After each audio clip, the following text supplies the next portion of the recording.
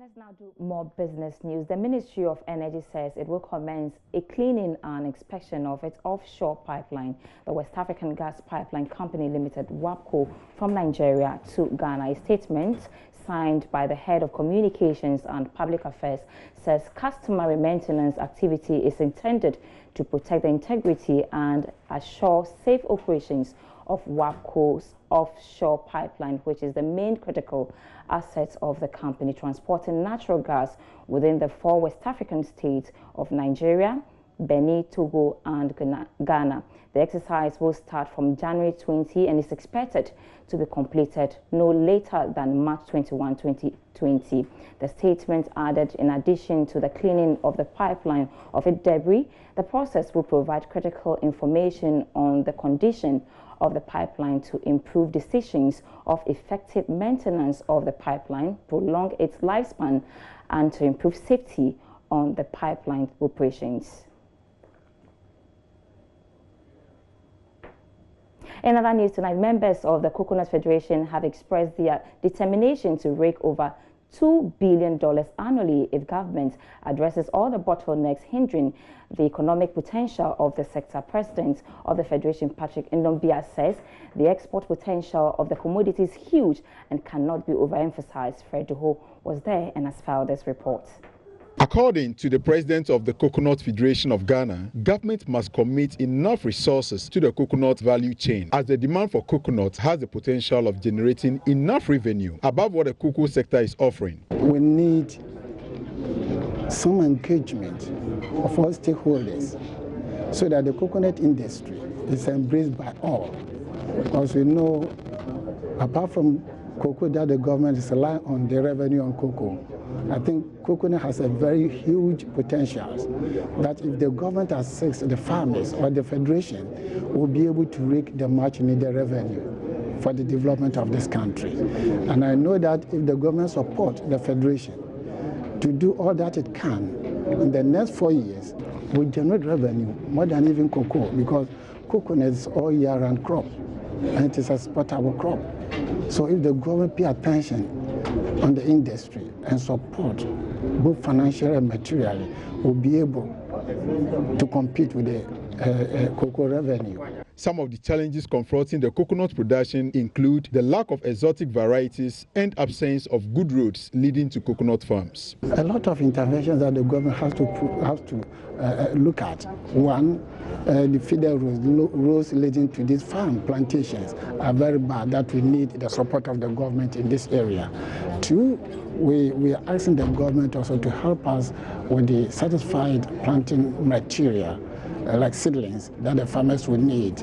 And again, we also call on the government to do some diversification in this policy, that the coconut industry should also enjoy some like outgrower scheme, so that the farmers will be happy, the farmers will be able to live financially. Saka Ahmed is an exporter of coconut. He tells Joy Business they are unable to meet local demand, even though the export market is enormous. If you look at the potentials of coconut in the export market, it's very, very huge. If you look at what Philippines are doing, you look at what Indonesia, Vanuatu, you look at what is happening in India and Malaysia as far as coconut is concerned, it's very, very huge. And we in the export sector, currently my company and other companies have had huge orders as far as coconut is concerned. My company, actually Novelty Coconut Limited, had an export order to export 360 40-footer containers. That was in 2017. But the challenge actually has to do with farmers.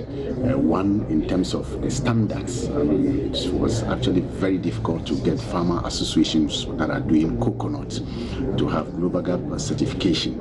And if you look at what is happening in the international market, if you don't have Global GAP certification, it will be very difficult for you to get your products into the international market. I am Fred Duho for Joy Business. Despite the generally low income of most Ghanaian workers, Managing Director of Ecobank Development Corporation Investment Limited says intensifying financial literacy is vital to getting more people to invest. Sheila Tameklo has more in this report. As of 2018, Ghana's gross domestic savings as part of GDP was 18.99%. Although some experts have attributed the challenge to low incomes of workers, the managing director of EDC Investments Limited says intensifying financial literacy is key to resolving the issue. Yeah, I mean, income levels are generally low in our part of the world. There is no debate about that. But increasing the income does not necessarily solve the problem of people not saving or investing, because there is a law called the Parkinson Law, and I explained that in my presentation. The Parkinson Law explains why most people retire poor, even after any substantial income through their working years. The law says that no matter how much people earn, they will always adjust their lifestyle to match their salaries. So you'll find somebody who earns less than 1,000 cedis a month complaining, but you will also find somebody who earns 20,000 a month, which is 20 times the 1,000 cedis, also complaining about a salary, and we are all in the same economy. So it's important that income levels increase, but it does not solve the problem until there is a mental shift and people come to the realization that they need to build it little by little. They need to have that culture and make investment, saving and investment part of their lives. Meanwhile, Senior Portfolio Manager for the EDC Investments Limited insists encouraging investment is important for economic growth. I think we still need more efforts. I mean, it's improved over the period, because we've seen a growth in our assets that we manage. We have a fund that we manage, which is the EDC Ghana Fixed Income Unit Trust, which has grown over the years because we think that people are saving more. But it can be better, because you need savings to be able to develop an economy. Economy thrives on savings, and if you look at all the advanced economies, they've been able to develop because they've mobilized a lot more savings in the economy, and that is exactly what we need to let it happen over time. For Joy Business, Sheila Tamaklo reporting. In other news tonight, Cocoa Board has begun selling cocoa at the new floor prices. I have the details of that plus more coming up in the business news summaries.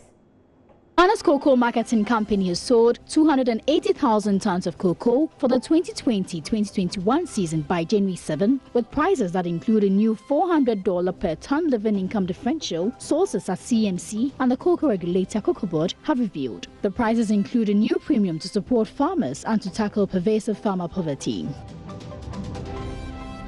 Takoradi Gold Ghana Limited, a wholly Ghanaian-owned large-scale gold mining firm, has been granted a 15-year mining lease 2 years after the firm won a major court case against the Minerals Commission. Takoradi Gold Ghana Limited had been in court for the past 3 years fighting for the non-renewal of its gold prospecting license by the Minerals Commission. The Electricity Company of Ghana in the Central Region has recovered an amount of 145,735 Ghana cedi 69 per Swiss from the defaulting customers in the Kaswa North district of the company. The amount was realized as a result of a revenue mobilization exercise in collaboration with the company's revenue protection units, which recovered Papase, Ofanko, Ashalaja, and Tipper Junction.